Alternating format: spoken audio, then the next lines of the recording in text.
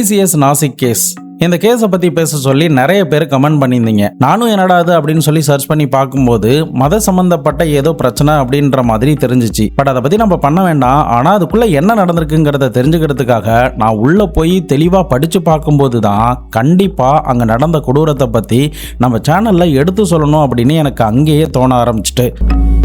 மதம், ஒரு மனுஷனுக்கு மதம் வேணுமா வேணாமான்னு என்னைய கேட்டா நான் வேண்டான்னு தான் நான் சொல்லுவேன். ஏன்னா இந்த மதத்தை எல்லாத்தையும் தாண்டி ஒரு மனுஷனுக்கு மனிதாபிமானம், இரக்கம், கருணை, நேர்மை, உண்மை, இதை தவிர உதவி பண்ணலனாலும் யாருக்கும் உபத்திரமா இல்லாம இருந்துட்டு போனாலே நல்ல விஷயம் அப்படின்னு ஆழமா நம்பக்கூடிய ஒரு ஆள் தான் நானு. ஸோ இதனால எனக்கு இந்த மதத்து மேலேயோ கடவுள் மேலேயோ பெரிதளவுக்கு நம்பிக்கை கிடையாது. நம்ம திருவள்ளுவர் ஐயா கூட ஆழ்வினை உடைமை அதிகாரத்துல 619வது திருக்குறள்ல என்ன சொல்லியிருக்காருன்னா, தெய்வத்தை ஆகாதனினும் முயற்சிதான் மெய்வருத்து கூலி தரும்னு சொல்லியிருக்காரு. நான் இந்த திருக்குறளை ரொம்ப ஆழமா நம்புறேன். அந்த தெய்வமே நம்மளை கைவிட்டாலும் நம்ம முயற்சியை கைவிடாம உண்மையா நேர்மையா உழைச்சா அதுக்கான கூலியை என்னைக்கா இருந்தாலும் அந்த இயற்கை கொடுக்கும் அப்படின்ற விஷயத்த நான் ஆழமா நம்புறதுனால இந்த மத சம்பந்தப்பட்ட நம்பிக்கையில எனக்கு பெரிதளவு உடன்பாடு கிடையாது. ஆனா ஒரு மனுஷன் ஒரு மதத்தை நம்புறதும் சரி, ஒரு கடவுளை நம்புறதும் சரி, அது அவனுடைய தனிப்பட்ட சுதந்திரம், தனிப்பட்ட உரிமை. அதுல போயிட்டு நீ இந்த மதத்தை தான் ஃபாலோ பண்ணணும், இந்த கடவுளை தான் கும்பிடணும் அப்படின்னு யாராவது திணிச்சாங்கன்னா அது கண்டிப்பா மிகப்பெரிய தவறு தான். இந்த மாதிரி மத சம்பந்தப்பட்ட பிரச்சனை எங்க ஆரம்பிக்குதுன்னா, தன்னுடைய கடவுள், தான் வழிபடுற கடவுள் தன்னை பொறுத்த வரைக்கும் உயர்ந்தவர் அப்படின்னு ஒரு மனுஷன் நினைக்கிற வரைக்கும் எந்த பிரச்சனையுமே இல்லை. அதுவே நீ கும்பிடுற கடவுளை விட நான் கும்பிடுற கடவுள் வசதி அப்படின்ற ஒரு பேச்சுவார்த்தை எடுக்கும் போதுதான் இந்த மத சம்பந்தப்பட்ட பிரச்சனையே அங்கதான் வெடிக்க ஆரம்பிக்குது. இன்னைக்கு நம்ம பார்க்க போற இந்த டிசிஎஸ் கம்பெனில நடந்த பிரச்சனையிலுமே இதே மாதிரியான விஷயங்கள் தான் சம்பந்தப்பட்டிருக்கு. ஆனா அது எல்லாத்தையும் தாண்டி ஒரு படி மேல போய் அங்க வேலை பார்த்த பெண்களுக்கு நடந்த கொடூரத்தை கேட்டீங்கன்னா நீங்க கண்டிப்பா அந்த ஆட்களை மன்னிக்கவே மாட்டீங்க. தப்பு செஞ்சவன் எந்த மதத்தை சேர்ந்தவனா இருந்தாலும் சரி, அவன் அந்த மதத்து பின்னாடி ஒளிஞ்சுக்கிட்டு இருந்தா அந்த தவறுகளை பண்ணி இருந்தாலும் சரி, இல்ல இன்னொரு மதத்தை பத்தி இழிவுபடுத்தி பேசியிருந்தாலும் சரி, அதை கண்டிப்பா எடுத்து சொல்ல வேண்டியது ஒவ்வொரு பத்திரிகையாளருடைய கடமையாகவும் என்ன மாதிரி நிறைய யூடியூபர்ஸருடைய கடமையாகவும் தான் நான் நினைக்கிறேன். நம்ம சேனலை ரெகுலரா பார்த்துக்கிட்டு வர ஒவ்வொரு ஆடியன்ஸுக்கும் நல்லாவே தெரியும் நினைக்கிறேன். கோவில்ல நடக்கிற, அதுவும் பெண்களுக்கு எதிராக நடக்கிற வன்புணர்வுகள் எல்லாத்த பத்தியும் நம்ம பேசிக்கிட்டு தான் வரோம். மேற்கொண்டு சர்ச்சில் அந்த மாதிரி நடந்திருந்தாலும் அதை பத்தியுமே நம்முடைய சேனல்ல எல்லாம் பேசியிருக்கோம். அதே மாதிரிதான் இன்னைக்கு நம்ம பேச போற கேஸ்லயுமே குற்றவாளிகள்ல மெஜாரிட்டியான ஆட்கள் ஒரு மதம் சார்ந்து இருக்கிறதுனால நான் அந்த பர்டிகுலர் மதத்தை அட்டாக் பண்றேன் அப்படின்னு யாரும் நினைக்க வேண்டாம். நான் அவங்கள மட்டும்தான் அட்டாக் பண்றேனே தவிர அந்த மதத்தையோ அந்த கடவுளையோ நான் இழிவுபடுத்தல அப்படிங்கிறத நான் தெளிவா இந்த இடத்துல சொல்லிடுறேன்.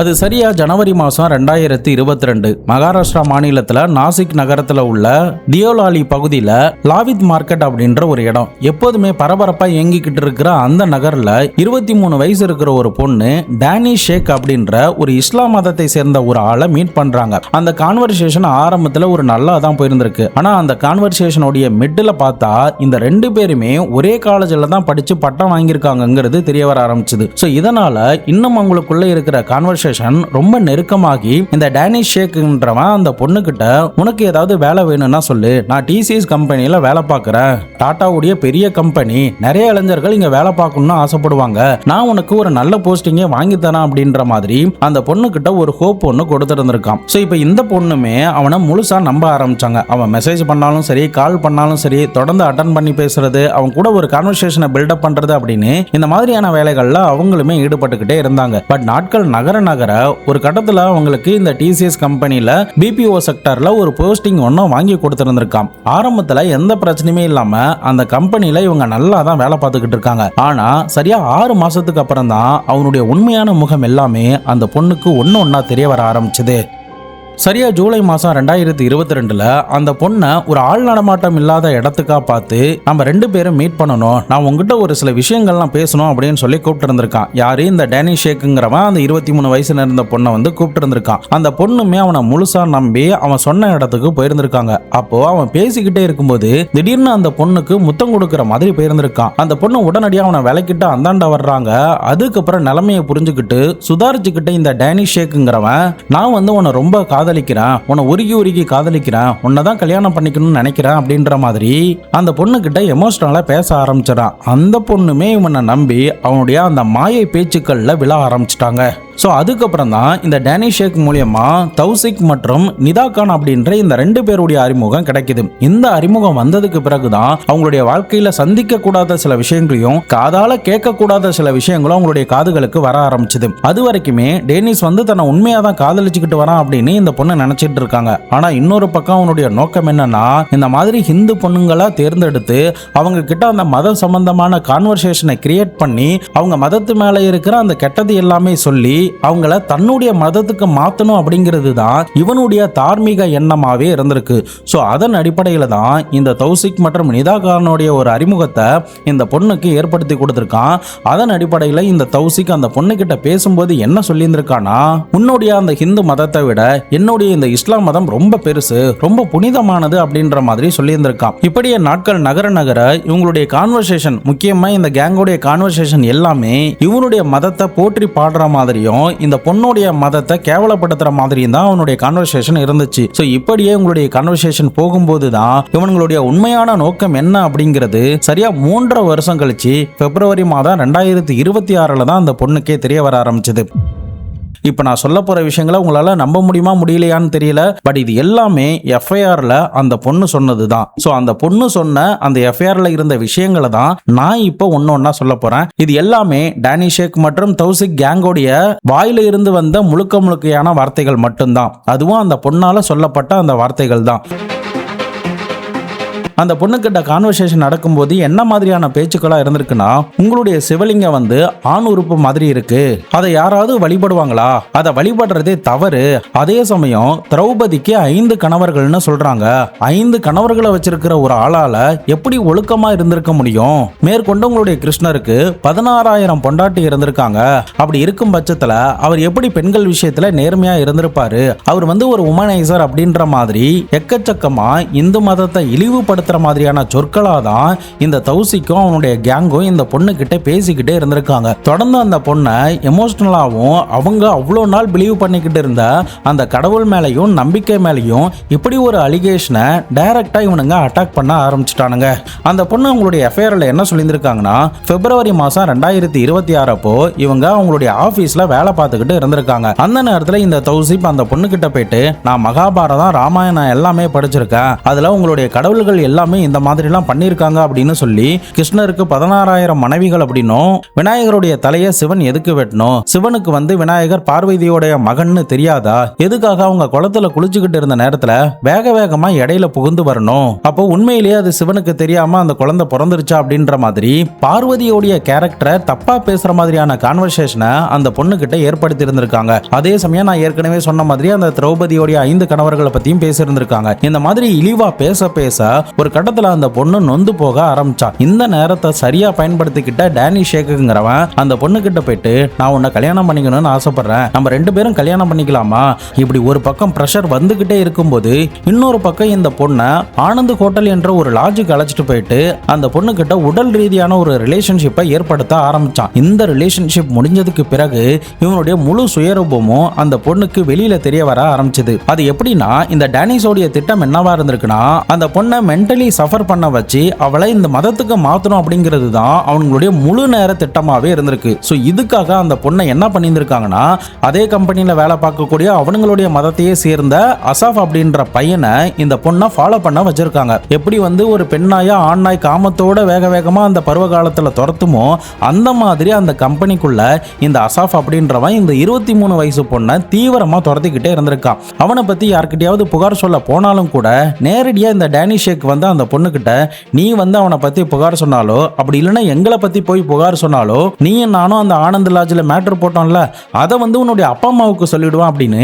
எமோஷனலா இந்த முறை பிளாக் பண்ண ஆரம்பிச்சிட்டான். ஸோ இதனால அந்த பொண்ணால வெளியும் சொல்ல முடியாம, தன்னுடைய அப்பா அம்மா கிட்டையும் சொல்ல முடியாம, தன்னுடைய கம்பெனியில வேலை பார்க்குற ஹையர் ஆஃபீஸர் கிட்டையும் சொல்ல முடியாம ஒரு பரிதவிப்போட தான் அந்த கம்பெனியில உலாவ ஆரம்பிச்சாங்க. இந்த நேரத்தில் இன்னொரு பக்கம் தௌசிக்கும் அந்த பொண்ணு கிட்ட வந்து தவறா நடக்கிறது, அவங்களுடைய மதத்தை பத்தி தப்பா பேசுறது அப்படின்னு இந்த இந்த மாதிரியான கான்வர்சேஷனை மறுபடியும் அந்த பொண்ணுக்கு மென்டல் பிரஷரை கொடுக்க ஆரம்பிச்சுக்கிட்டே இருந்தா. இதனால அந்த பொண்ணு பயங்கரமா சஃபர் ஆகி போயிருந்த நிலையில தான் நீ இதுல இருந்து தப்பிக்கணும்னா நீ இஸ்லாம் மதத்துக்கு மாறிடு, நீ இஸ்லாம் மதத்துக்கு மாறிட்டுனா உன்னை யாருமே டிஸ்டர்ப் பண்ண மாட்டாங்க அப்படின்னு சொன்னதுமே அந்த பொண்ணு நம்பி வேற வழி இல்லாம நோன்பு எடுக்க ஆரம்பிச்சாங்க, தொழுக ஆரம்பிச்சாங்க, குரான் படிக்கவும் ஆரம்பிச்சாங்க. இந்த மாதிரி இஸ்லாம் மதத்துல இருக்கிற எல்லாத்தையுமே ஒன்னா கடைபிடிச்சுக்கிட்டே வந்தாங்க. இப்படி அந்த பொண்ணு தன்னை முழுவதுமா மாத்திக்கிட்டே இருந்த நேரத்துல தான் சரியா அவங்க கொஞ்சம் கூட எதிர்பார்க்காத ஒரு பயங்கரமான ஒரு ட்விஸ்ட் பிப்ரவரி மாதம் 2026 அவங்களுக்கு வர ஆரம்பிச்சது. அது என்னன்னா, இந்த பொண்ணை கான்டாக்ட் பண்ண மெக்ரீன் அப்படின்ற ஒரு பொண்ணு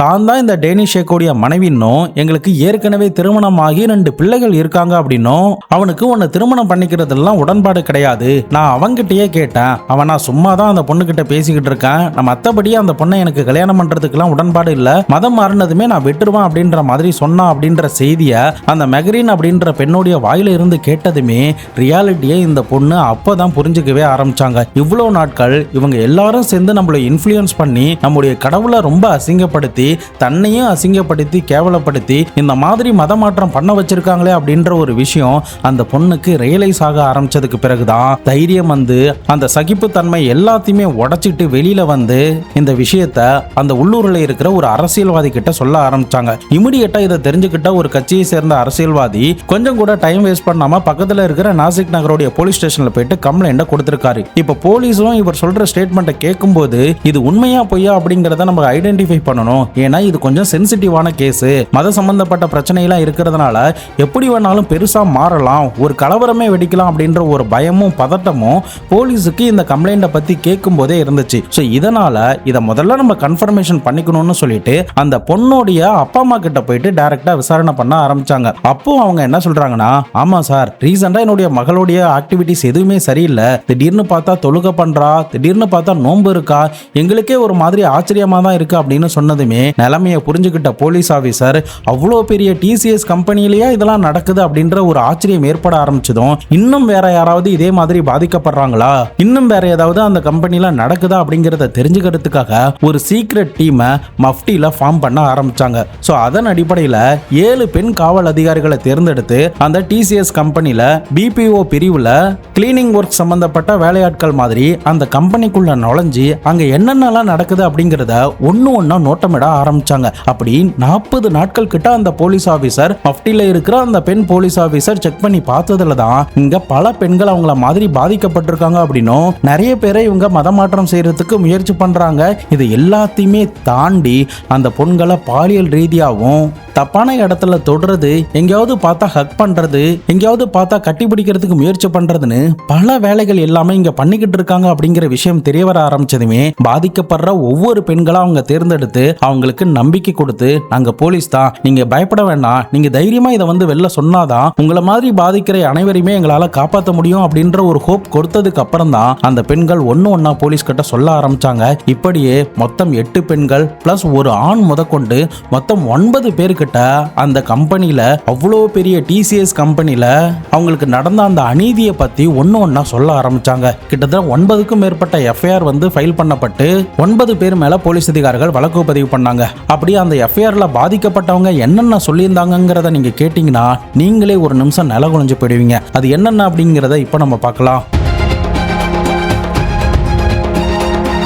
சரியா ஏப்ரல் மாதம் 2026 36 வயசு இருக்கிற அதே டிசிஎஸ் கம்பெனியில் டீம் லீடராக வேலை பார்க்கக்கூடிய ஒரு பொண்ணு போலீஸ் ஸ்டேஷனில் ஒரு கம்ப்ளைண்ட் கொடுக்குறாங்க. அந்த கம்ப்ளைண்ட்டில் அவங்க என்ன சொல்கிறாங்கன்னா, சார், நான் இந்த கம்பெனியில் நல்ல விதமாக தான் வேலை பார்த்துக்கிட்டு இருந்தேன், எனக்கு எந்த பிரச்சனையுமே இல்லை, எனக்கு மேலே ஹையர் பொசிஷனில் இருக்கிற ஷஃபி ஷேக் அப்படின்ற ஒருத்தன் என்னை தவறான முறையில் பார்த்துக்கிட்டே இருந்தான். என்னுடைய மார்பை பார்க்கறது, என்னுடைய உதட்டை பார்க்கறது, என்னுடைய பேக்கை பார்க்கறது, என்னுடைய வயிற்றை பார்க்கறது, என்னுடைய பிரைவேட் பார்ட்டை பார்க்கறது, என்னுடைய ஸ்ட்ரக்சரை பார்க்கறது அப்படின்னு அவனுடைய பார்வை எண்ணமே ரொம்ப தவறா இருந்துச்சு. நான் அவன்கிட்ட இருந்து எவ்வளவு விலைக்கு போகணும்னு முயற்சி பண்ணேன். ஆனாலுமே அவன் என்னை விடாம துரத்திக்கிட்டே இருந்தான். என்கிட்ட தவறா சைகை காட்டுறது, தப்பானபடி ஒரு சிக்னல் காட்டுறது அப்படின்னு எக்கச்சக்கமான விஷயங்கள் எல்லாமே அவன் பண்ண ஆரம்பிச்சான். இதனால அந்த கம்பெனியோடைய மேனேஜரான நிதின் கபூர் மற்றும் தீபக் சிங் என்ற இந்த 2 பேர்கிட்ட நான் போய் கம்ப்ளைண்ட் பண்ணேன். அதன் அடிப்படையில் அந்த ஷஃபி ஷேக்கை வேற ஒரு இடத்துக்கு பணிமாற்றம் மட்டும் பண்ணாங்க. மற்றபடி அவன் மேல எந்தவித ஆக்ஷனுமே எடுக்கல. இதை பத்தி நான் மறுபடியும் போய் கம்ப்ளைண்ட் பண்ணா கூட எனக்கு எனக்கு எந்தவித ரெஸ்பான்ஸுமே இல்ல. அதுக்கப்புறமும் இந்த சஃபி ஷேக் வந்து என்னை விடாம துரத்திக்கிட்டே இருந்தான். கழுகு பார்வையோட காம பார்வையோட என்னை பார்த்துக்கிட்டே தான் இருந்தான். எனக்கு 36 வயசாயிடுச்சு, எனக்கு இன்னைய வரைக்கும் குழந்தை பிறக்கல, எனக்கு நிறைய முறை கருச்சிதைவு ஏற்பட்டிருக்கு. அந்த நேரத்துல கூட அந்த சந்தர்ப்பத்தை கூட தனக்கு சாதகமா பயன்படுத்திக்கணும்னு நினைச்சு நீ என்கிட்ட வேணா வா, நான் உனக்கு குழந்தை பெத்து தரேன் அப்படின்ற மாதிரி கேவலமான அருவருப்பான விஷயங்கள்லாம் அவன் சொன்னான். அதை தவிர இந்த தௌசிப் அப்படின்றவன் வரம்பு மீறி உனக்கு குழந்தை பொறுக்கலனா ராஜஸ்தான்ல அஜ்மீர்ல இருக்கிற தர்காவுக்கு போயிட்டு அங்க உள்ள ஒரு மதகுருவை பாத்தினா உனக்கு குழந்தை பாக்கியம் கிடைக்கும் அப்படின்ற மாதிரி என்னை எமோஷனலாவும் பாலியல் ரீதியாகவும் இந்த 2 பேரும் துன்புறுத்துறாங்க அப்படின்னு ஒரு ஷாக்கிங்கான இன்ஃபர்மேஷனை இந்த 36 வயசு நிறைந்த பொண்ணு வேதனையோட தெரிவிச்சிருந்திருக்காங்க. அடுத்த கட்டமா 23 வயது நிறைந்த இன்னொரு ஹிந்து பொண்ணு அவங்களுடைய எஃப்ஐஆர்ல என்ன சொல்லியிருக்காங்கன்னா, அதே கம்பெனில ராசா மெம்மான் மற்றும் ஷாருக் குரேஷி அப்படின்ற இந்த 2 பேர் ஹையர் பொசிஷன்ல இருக்காங்க. இந்த 2 பேரும் என்கிட்ட நடந்த விஷயங்களை சொன்னா அதை உங்களால நம்பவே முடியாது. அந்த 2 பேரும் என்ன அடிக்கடி அவங்களுடைய கேபினுக்கு கூப்பிட்டு வந்து நீ இந்த வேலை பண்ணியா அந்த வேலை பண்ணியா அப்படின்ற மாதிரி கான்வர்சேஷனை ஸ்டார்ட் பண்ணி நீ யாரை லவ் பண்ற, நீ சிங்கிளா இருக்கியா, அப்படி இல்லைன்னா ரிலேஷன்ஷிப்ல இருக்கியா, அப்படி இல்லைன்னா இந்த ஆபீஸ்ல யார் கூடயாவது ரிலேஷன்ஷிப்ல இருக்கியா, இதை எல்லாத்தையும் தவிர நீ இதுக்கு முன்னாடி ஏதாவது பிசிக்கல் ரிலேஷன்ஷிப் பண்ணிருக்கியா அப்படின்ற மாதிரி அருவருக்கிற மாதிரியான சில கொஸ்டின் எல்லாமே என்கிட்ட கேட்பாங்க. ஒருவேளை அவங்க கிட்ட கடுப்படிச்சாலோ மீறி எதிர்த்து பேசினாலோ எனக்கு ஒர்க் லோடு அதிகமா கொடுக்கற மாதிரி இன்டைரக்டா என்ன கார்னர் பண்ணி பல சித்திரவதைகள் குடைச்சல் எல்லாமே இந்த 2 பேரும் கொடுத்துக்கிட்டே வந்தாங்க. அதுக்கப்புறம் இந்த ராசாவும் குரேசியும் ஒரு நாள் இந்த பொண்ணு கிட்ட உனக்கு ஓகேனா சொல்லு, நான் ரெடி பண்றேன் அப்படின்ற மாதிரி சொன்னதாகவும், அதாவது உனக்கு ஓகேனா நான் லாட்ஜ்ல ரூம் புக் பண்றேன் அப்படின்ற மாதிரி அந்த 2 பேரும் இந்த பொண்ணுங்க கிட்ட கேட்டிருந்திருக்காங்க. அதுக்கப்புறம் ஒரு பண்டிகை நேரத்துல கூட இந்த பொண்ணை எல்லாரும் முன்னாடியும் வர வச்சு மேல இருந்து கீழே பார்த்து நீ என்ன உன்னுடைய மதத்துப்படி இந்த மாதிரி பூ போட்டு எல்லாமே வச்சிருக்க, அது எல்லாமே வேஷம் தான், உன்னை பத்தி நல்லாவே தெரியும் அப்படின்னு எல்லாரும் முன்னாடியும் அசிங்கப்படுத்தி இருந்திருக்கானுங்க. அதே சமயம் இந்த குரேஷி என்ன டேட் பண்ணுன்னு சொல்லி பல முறை அந்த பொண்ணை மென்டலி டார்ச்சர் பண்ணிக்கிட்டே இருந்திருக்கான். பட் அந்த பொண்ணால அந்த நேரத்தில் எந்தவித ஆக்ஷனும் எடுக்க முடியல. அதே சமயம் அவங்களுக்கு ஒரு பயம் இருந்துகிட்டே தான் இருந்துச்சு. ஒருவேளை அவங்கள பத்தி நம்ம போய் சொல்ல போய் நம்மள வேலையை விட்டு தூக்கிட்டாங்கன்னா நம்முடைய குடும்ப பொருளாதாரம் வந்து பாதிச்சிரும் அப்படின்னு அதை எல்லாத்தையுமே சகிச்சுக்கிட்டு தான் இந்த பெண்கள் பல நாட்கள் அங்க வேலை பார்த்துக்கிட்டே இருந்தாங்க. அடுத்தபடியா இன்னொரு 20 வயசுக்கு மேல இருக்கிற ஒரு பொண்ணு அவங்களுடைய கம்ப்ளைண்ட்ல என்ன சொல்லியிருக்காங்கன்னா, இந்த ராசா மற்றும் குரேசி நான் ட்ரைனிங் சமயத்துல இருந்தப்போ என்கிட்ட ரொம்ப கடுமையா நடந்துக்கிட்டாங்க. எனக்கு கல்யாணம் ஆயிடுச்சுன்னு தெரிஞ்சும் உனக்கு குழந்தை இல்லைன்னா என்கிட்ட சொல்லு, நான் உனக்கு குழந்தை பெற்று தரேன், அதுக்குண்டான பாக்கியத்தை நான் தரேன், என் கூட வந்து படு அப்படின்ற மாதிரி என்னை கேவலப்படுத்தினாங்க, அசிங்கமா இந்த மாதிரி பேசினாங்க. நீ ஹனிமூனுக்கு எங்க போன, என்னென்னலாம் பண்ண, உன்னுடைய கணவர் கூட எப்படி இருந்த, உன்னுடைய கணவர் வீட்டுல இல்லைன்னா சொல்லு, நான் உனக்கு துணையா வந்து இருக்கிறான் அப்படின்னு இந்த மாதிரி தகாத வார்த்தைகள்லாம் சொல்லி என்ன அசிங்கப்படுத்தினாங்க. அதுலயும் ஆசிஃப் அன்சாரி அப்படின்ற ஒருத்தன் என்ன தவறான இடத்துல தொட்டுக்கிட்டே இருந்தான். தேவையில்லாம என்னுடைய மார்பை தொடுறது, என்னுடைய பிரைவேட் பார்ட்டை தொடுறது, என்னுடைய பேக்கை தொடுறது அப்படின்னு இந்த மாதிரி பல சித்திரவதைகளை கொடுத்துக்கிட்டே இருந்தான். அதே சமயம் எங்கேயாவது பாத்ரூம் கிட்டயோ அப்படி இல்லைன்னா சாப்பிட்ற போற இடத்துலயோ ஆள் நடமாட்டம் எதுவும் இல்லைன்னா கட்டிப்பிடிக்க வர்றது, முத்தம் கொடுக்க வர்றது, இடுப்புல டச் பண்றது, அதை விட ஒரு படி மேல போய் உன்னுடைய மதத்துல இருக்கிறவங்க எல்லாம் ஏன் இப்படி இருக்கீங்க, நீங்களாம் புர்கா அணியாததுனால தான் இந்த மாதிரி இருக்கீங்க அப்படின்னு ரொம்ப எங்களை கேவலமா பேசினா அதை எதையுமே என்னால ஏத்துக்க முடியல. உங்களுடைய கடவுளே நிர்வாணமா தான் சுத்துறாரு, அதனாலதான் நீங்க எல்லாம் இப்படி இருக்கீங்க அப்படின்னு ரொம்ப அசிங்கமாலாம் என்கிட்ட பேச ஆரம்பிச்சிட்டான். பல தடவை என்கிட்ட தவறா நடக்க முயற்சி பண்ணியிருக்காங்க அப்படின்னு வேதனையோட அந்த பொண்ணு இந்த ஸ்டேட்மெண்ட் எல்லாமே சொல்லியிருந்திருக்காங்க. நீங்க ஏன் கம்ப்ளைண்ட் கொடுக்கல அப்படின்னு சொல்லி கேட்கும்போது ஷஃபி ஷேக் அப்படின்ற ஒருத்தன் என்னை எனி டைம் முறைச்சிக்கிட்டே இருப்பான், அவனை பார்க்கும்போதே எனக்கு பயமா இருக்கும், ஏதாவது என்ன பண்ணிடுவானோ அப்படின்ற ஒரு பயம் இருந்துகிட்டே இருந்துச்சு, அதனால தான் நான் இதை பத்தி யாருக்கிட்டையுமே சொல்லலன்னு சொல்லியிருந்திருக்காங்க. இதே மாதிரி இன்னொரு பொண்ணுக்கிட்டையும் அந்த பொண்ணுடைய சேலை முந்தானியை இழுத்து அவங்களுடைய இடுப்பை தொடுறது, கழுத்துல முத்தமிடுறது, அவங்களுடைய மதத்தை பத்தி கேவலமா பேசுறதுன்னு தொடர்ந்து பண்ணிக்கிட்டே தான் இருந்தாங்க. இன்னொரு பக்கம் ஒரு பொண்ணு வந்து ஒரு நாள் யதார்த்தமா ஒரு இடத்துல நின்று டீ குடிச்சிட்டு இருந்திருக்காங்க. அந்த நேரத்துல அவங்க போட்டிருந்த ஜீன்ஸ் பேண்ட பார்த்துட்டு ஆபாசமான வார்த்தைகள்லாம் சொல்லிட்டு அந்த பொண்ணை அசிங்கப்படுத்துற மாதிரியும் உடல் ரீதியா கேலி கிண்டலும் பண்ணியிருந்திருக்காங்க. சோ இப்படி ஒவ்வொரு பெண்களும் இவனுங்க மேல இவ்வளவு குற்றச்சாட்டுகளை அடுக்க ஆரம்பிச்சாங்க. இவனுங்களுடைய டார்கெட் எல்லாமே பொருளாதார ரீதியா பின்தங்கிய நிலையில இருக்கிற ஹிந்து பெண்கள் மட்டும்தான். அவங்க கிட்ட இந்த மாதிரி பாலியல் ரீதியான சீண்டல்கள்ல ஈடுபடுறது, அவங்க மதத்தை பத்தி தப்பா அவங்க கிட்ட கமெண்ட் அடிக்கிறது, இது எல்லாத்தையும் தாண்டி ஒரு படி மேல போய் என்ன சொன்னாங்கன்னா, உங்களுடைய கடவுளான நீங்க படைக்கிறன்னு சொல்ற அந்த பிரம்மதேவன் கூட அவளுடைய மகளையே அவர் வச்சிருக்காரு அப்படின்ற மாதிரி சொல்லியிருக்கானுங்க. இது எல்லாத்தையுமே சகிச்சுக்கிட்டு தான் அந்த பொண்ணுங்க அந்த கம்பெனில வேலை பார்க்குறாங்க. முக்கியமா இந்த சம்பவம் நடக்கும்போது அந்த இடத்துல ஒரு 40க்கும் மேற்பட்ட ஆட்கள் இவங்களுடைய மதத்தை சார்ந்தவங்களாவே தான் இருந்ததா சொல்லப்படுது. அதுவும் எல்லாருமே ஹையர் போஸ்ட்ல இருக்கிறதுனால கீழே இருக்கிற ஆட்களுக்கு அந்த மாதிரி ஒரு பிரச்சனை நடக்கும்போது கம்ப்ளைண்ட் கொடுக்க போனாலும் கூட அதை பத்தி பெருசா கண்டுக்காம தட்டி கழிச்சுக்கிட்டே இருந்திருக்காங்க. மேற்கொண்டு இதுக்குன்னே ஒரு வாட்ஸ்அப் குரூப் ஸ்டார்ட் பண்ணி அதுல இந்த பொண்ணை டார்கெட் பண்ணலாம், அந்த பொண்ணை டார்கெட் பண்ணலாம் அப்படின்ற மாதிரி கூட கான்வர்சேஷன் இருந்ததாகவும் சொல்லப்படுது. இதுல இன்னொரு ஒரு குறிப்பிட வேண்டிய விஷயம் என்னன்னா, ஒரு ஆண் பாதிச்சிருந்தாருன்னு சொன்னல, அது என்னன்னா அவர் எப்போதும் போல அந்த கம்பெனிக்கு நல்லா தான் வேலைக்கு போயிட்டு இருந்திருக்காரு. ஆனா அவருக்கு கடவுள் பக்தி ரொம்ப அதிகமா இருந்ததுனாலையும் ஒரு சுவாமிஜி மேல அதீத ஈடுபாடு இருந்ததுனாலையும் கழுத்துல ருத்ராட்செல்லாம் போட்டுக்கிட்டு தான் அந்த கம்பெனிக்கு வேலைக்கே வருவாரு. பட் அந்த ஆளை பார்த்து கமெண்ட் அடிக்கிறது, நீ ஏன் இதெல்லாம் போட்டுக்கிட்டு இருக்க, இதெல்லாம் அசிங்கமா இருக்கு, நீ பேசாம தொப்பி போடு, தொழுக பண்ணு, நீ முஸ்லீமா மாறிடு அப்படின்ற மாதிரி சொல்லியிருந்திருக்காங்க. பட் அது அதோட முடிஞ்சிருந்தா கூட பரவாயில்ல, அதுல இருந்து ஒரு படி மேல போய் உனக்கு கல்யாணமாகி பல மாசம் ஆயிட்டு உன் மனைவிக்கு குழந்தை பிறக்கல, நீ வேணும்னா சொல்லு, நான் அந்த குழந்தைய பெத்து தரேன் அப்படின்னு இவரையுமே அதே மாதிரி அபியூஸ் பண்ண ஆரம்பிச்சிருக்காங்க. சோ இது எல்லாத்தையுமே பொறுத்துக்கிட்டு தான் அவரும் அந்த கம்பெனில வேலை பார்த்துக்கிட்டு இருந்திருக்காரு. அவராலுமே இவங்களை பத்தி யாருக்கிட்டுமே கம்ப்ளைண்ட் பண்ணவே முடியல. சோ இப்படி இவங்களை பத்தின எல்லா டீட்டெயிலுமே போலீஸுக்கு தெரிய வர ஆரம்பிச்சதுக்கு பிறகு மொத்தம் 9 பேர் மேல வழக்கு பதிவு பண்றாங்க. அதுல 7 ஆண்கள் முஸ்லிம், 2 பெண்கள்ல ஒரு பெண் முஸ்லிம். முதலாவது டேனிஷேக், இரண்டாவது தௌசிக் கட்டார், மூன்றாவது ராசா மெமான், 4வது ஷாஃபி ஷேக், 5வது ஷாருக் குரேஷி, 6வது ஆசிப் அன்சாரி, 7வது நிதா கான். ஃபைனலி அதே கம்பெனில அசிஸ்டன்ட் ஜெனரல் மேனேஜரா வேலை பார்த்துக்கிட்டு இருந்த அஸ்வினி அப்படின்ற பெண்ணு மேலையும் வழக்கு பதிவு பண்ணியிருக்காங்க. இப்படி மொத்தம் இந்த 8 பேர் மேலையும் இன்னொரு பெயர் சொல்லப்படாத ஒரு ஆண் மேலையும் வழக்கு பதிவு பண்ணப்பட்டிருக்கு. ஸோ இதுல மற்ற எல்லாருமே கைது பண்ணிட்டாங்க.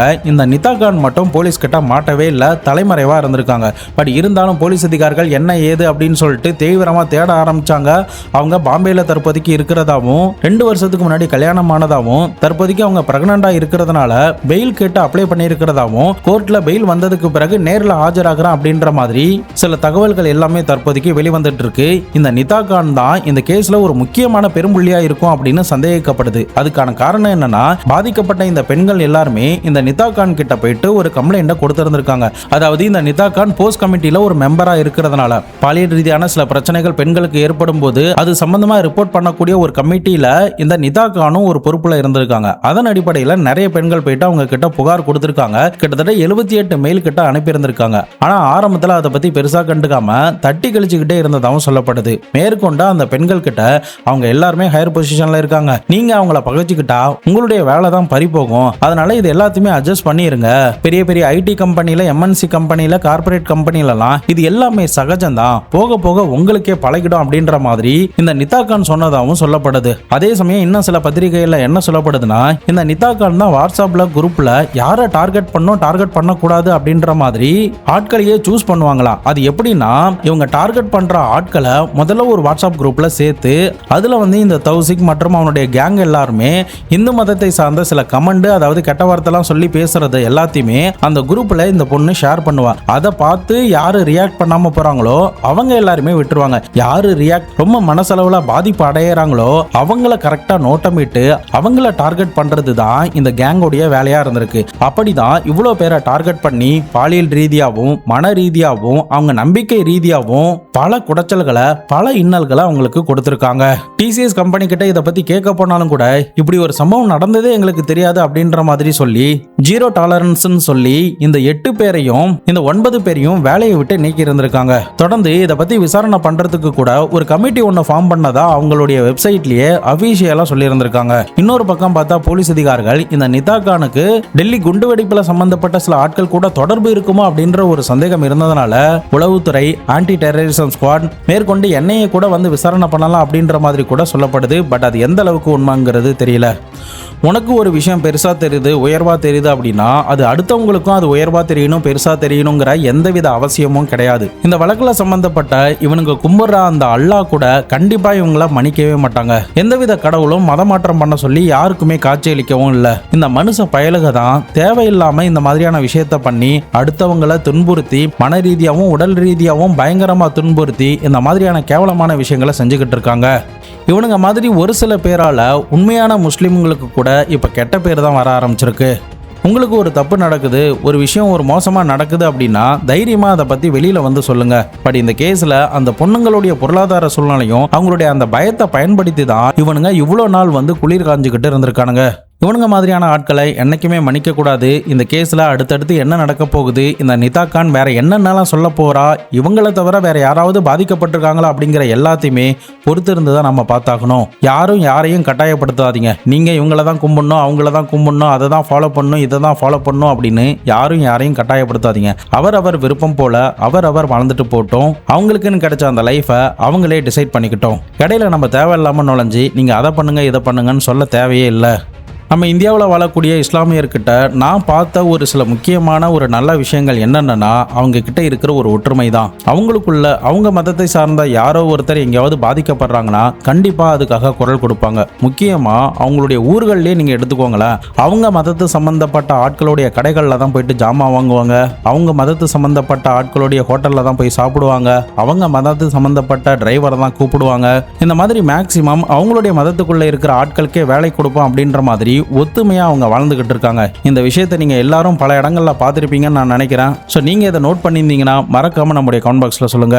மேற்கொண்டு இந்த பெண்களுக்கு நடந்த அநீதிகள் பற்றியும் இந்த மாதிரி மதமாற்றம் செய்கிறத பற்றியும் உங்களுடைய கருத்துக்கள் என்ன, இந்த மாதிரி ஆட்களை என்ன பண்ணால் இனிமேல் யாரும் இந்த மாதிரி பண்ண மாட்டாங்க அப்படின்னு உங்களுடைய இன்ட்யூஷன் என்ன சொல்லுதோ அதை மறக்காமல் கமெண்ட் பாக்ஸில் சொல்லிட்டு போங்க. எனக்கு தனிப்பட்ட முறையில் யார் மேலேயும் எந்த மதத்து மேலேயும் எந்த கடவுள் மேலேயும் வெறுப்பு கிடையாது. இந்த கேஸில் நடந்த விஷயத்தை தான் நான் சொல்லியிருக்கேன். ஸோ யாருடைய மனசையாவது நான் புண்படுத்தி இருந்தேன்னா என்னை மன்னிச்சுக்கோங்க. நாளை மறுநாள் வேற ஒரு கிரைம் கேஸோட வேற ஒரு வீடியோவில் உங்களை வந்து பார்க்குறேன். அது வரைக்கும் உங்களிடமிருந்து விடைபெறுவது உங்கள் பாபு சங்கர்.